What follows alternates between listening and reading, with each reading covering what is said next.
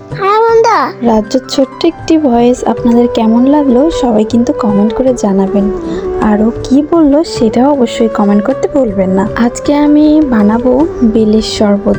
আর এই বেলটা কিন্তু একদম গাছ পাকা বেল। এই গরমের মধ্যে বেলের শরবত কিন্তু শরীরের জন্য ভীষণ উপকারী। আজকে আমি ঠান্ডা ঠান্ডা জল দিয়ে বানাচ্ছি বেলের শরবত, যাতে রাজ্যের বাবা অফিস থেকে এসে এই এক চুমুকে বেলের শরবত খেয়ে একটু তৃপ্তি পায়। বেলের শরবত খেতে কে কে পছন্দ করেন কমেন্ট করে জানাবেন। বেলের শরবত খেতে কিন্তু আমি ভীষণ পছন্দ করি।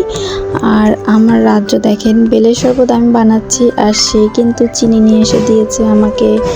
তারপরে সে নিজে নিজেই চিনি দিচ্ছে শরবতের মধ্যে। আমি যখন কোনো কাজ করি তখন রাজ্যকে বলি, পাপা এটা এনে দাও, পাপা ওটা এনে দাও, এই কাজটা করো। তখন কিন্তু রাজ্য বেশ টুকটাক ভালোই এখন কাজ করে।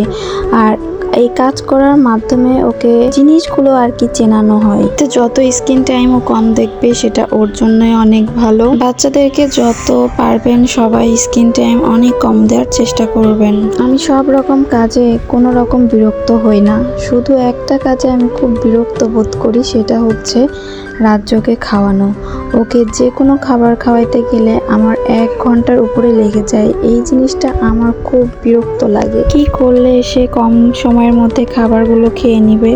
আপনারা যদি এমন কোনো প্রসেস জেনে থাকেন তাহলে অবশ্যই আমাকে একটু কমেন্ট করবেন প্লিজ, তাহলে আমি বেশ উপকৃত হব।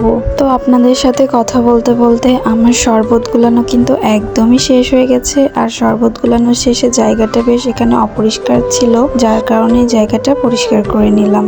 এই শরবত রেসিপি আপনাদের কেমন লাগলো সেটা অবশ্যই কমেন্ট করে জানাবেন।